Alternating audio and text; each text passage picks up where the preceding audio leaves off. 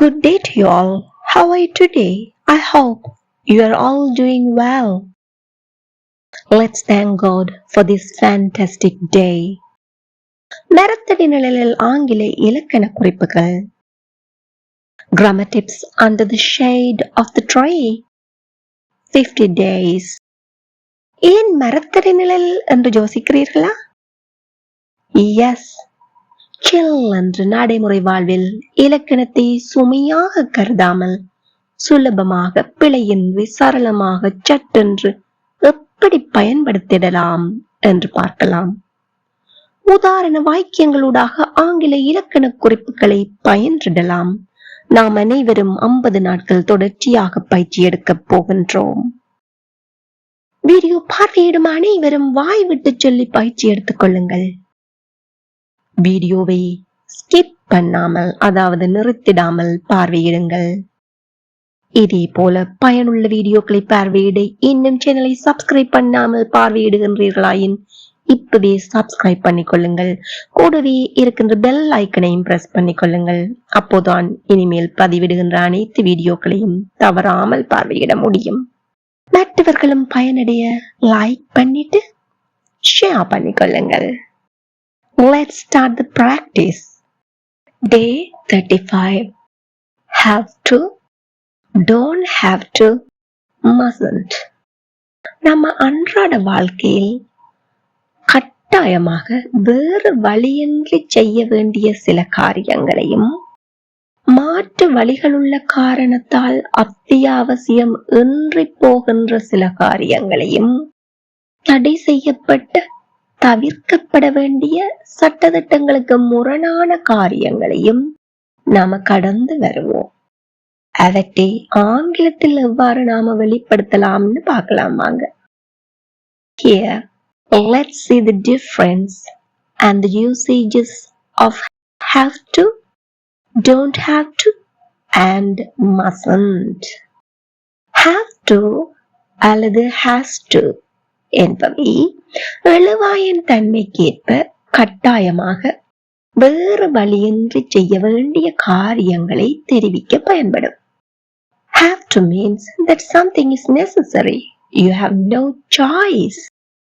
Don't have to or doesn't have to எழுவாயின் தன்மைக்கேற்ப மாற்று வழிகள் உள்ள காரணத்தால் அத்தியாவசியமற்றதாக காணப்படக்கூடிய செயல்களை தெரிவிக்க பயன்படும். Don't have to means that something isn't necessary. You have a choice. You can do it if you want. Mustn't என்பது எழுவாய் ஒருமையா பெண்மையா என்ற எந்தவித கவலையுமின்றி தடை செய்யப்பட்ட கட்டாயத்தின்படி தவிர்க்கப்பட வேண்டிய செயல்களை தெரிவிக்க பயன்படும். Mustn't means that something is prohibited. It is essential you don't do something. இவை அனைத்தும் மோதல் verbs. ஆகையால் பிரதான வினைச்சொல் V1 வடிவத்தில், அதாவது present form-இல் காணப்படும். உதாரணங்கள் பார்ப்போமா? நான் வேலையை 7 மணிக்கு ஆரம்பிக்கணும். Is it necessary to start the work at 7 AM? 7 மணிக்கு ஸ்டார்ட் பண்ண வேண்டும், அதாவது ஆரம்பிக்க வேண்டும் வேலையை என்பது அத்தியாவசியமானதா? Yes. Is there a choice? தங்களுக்கு மாற்று தெரிவுகள் உண்டா? No, இல்லை. அதனால் இங்கு நாம் பயன்படுத்த வேண்டியது என்ன? Have to அல்லது has to. நான் என்பது third person singular, அதாவது படர்க்கை ஒருமை, பேசப்படுகின்ற ஒருமை எழுவாய் அல்ல. ஆதலால் very good, have to. I have to start work at 7 AM. I have to start work at 7 AM. Again, I have to start work at 7 AM. ஞாயிற்றுக்கிழமைகளில் காலையில் எனக்கு சீக்கிரமாக எழும்ப வேண்டியது இல்லை. Is it necessary to get up early on Sunday? அதாவது ஞாயிற்றுக்கிழமை சீக்கிரமா எழும்பணும் என்பது அத்தியாவசியமானதா? No, இல்லை. Is there a choice? ஏதாவது மாற்று தெரிவுகள் உண்டா? ஆம். Can I get up early on Sunday if I want to? எனக்கு விருப்பமா இருந்தா நான் எளிய எழும்பலாமா சீக்கிரமா? ஆம், அவசியம் இல்ல, விருப்பம் எழும்பலாம். ஆதலால் இங்க என்ன பயன்படுத்த வேண்டும்? மாற்று தெரிவங்களுக்கு உண்டு. ஆகவே don't or doesn't have to. மறுபடியும் நான் என்பது third person singular subject அல்ல. ஆதலால் very good, don't have to. I don't have to get up early on Sunday mornings. I don't have to get up early on Sunday mornings. Again, I don't have to get up early on Sunday mornings. நீ இங்கே புகைப்பிடிக்க கூடாது. Can I smoke here? நான் இங்க புகைப்பிடிக்கலாமா? No. Do I have a choice? எனக்கு மாற்று வழிகள் ஏதாவது இருக்கா? No. Is it prohibited or forbidden? அது தடை செய்யப்பட்டதா? ஆம். Is there a rule against it? அப்போ நாம் புகைப்பிடிச்சா அதற்கு எதிரான சட்டம் இருக்குதா? Yes. ஆகவே நாம் பயன்படுத்த வேண்டியது என்ன? Very good. ஒருமை பன்மை என்கின்ற கவலையே இன்றி எழுவாய் எதுவாக இருப்பினும் mustn't என்பது பயன்படுத்தலாம். ஆகவே you mustn't smoke here. You mustn't smoke here. Again, you mustn't smoke here. மேலும் உதாரணங்கள் பார்ப்போம். நான் இப்போது போக வேண்டிய அவசியம் இல்லை. So I can stay or I can go. I have a choice. நான் தங்கி இருக்கலாம் இல்ல போகலாம். சாய்ஸ் இருக்கு, எனக்கு மாற்று வழிகள் இருக்கு. அப்போ என்ன பயன்படுத்துவோம்? Very good. I don't have to go now. I don't have to go now. மறுமுறை மேங்கூட சேர்ந்து சத்தமா வாய்விட்டு சொல்லி பாருங்க. I don't have to go now. நாம் சீக்கிரமாக விட்டு விலக கூடாது.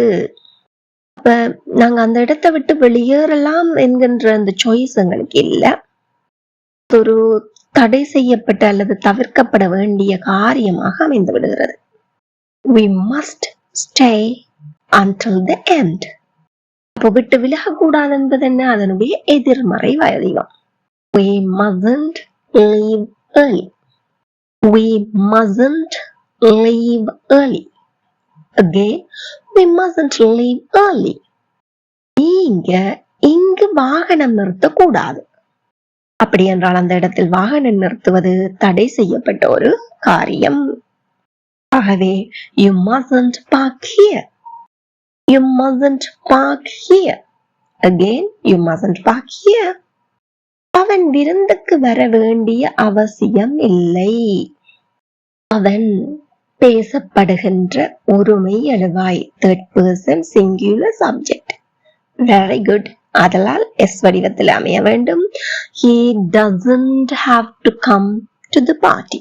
He doesn't have to come to the party. Again, he doesn't have to come to the party. He doesn't have to come to the party. வேலையில் நான் இந்த ஆடைகளையே கட்டாயம் அணிய வேண்டும். அப்ப எனக்கு வேற மாற்று வழியே இல்லை. No choice. அது என்னுடைய யூனிஃபார்மாக இருக்கும். I have to wear these clothes at work. I have to wear these clothes at work. Again, I have to wear these clothes at work. நீ பள்ளிக்கூடம் போயே ஆகணும்.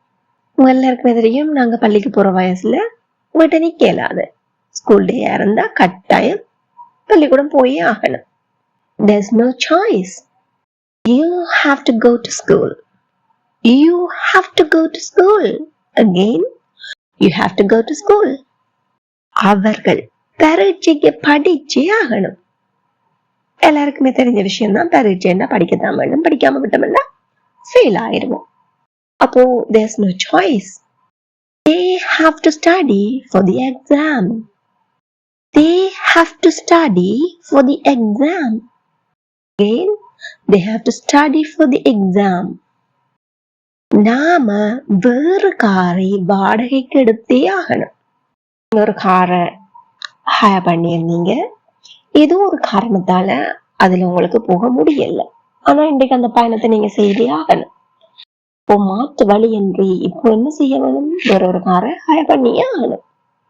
You have to rent another car. We have to rent another car.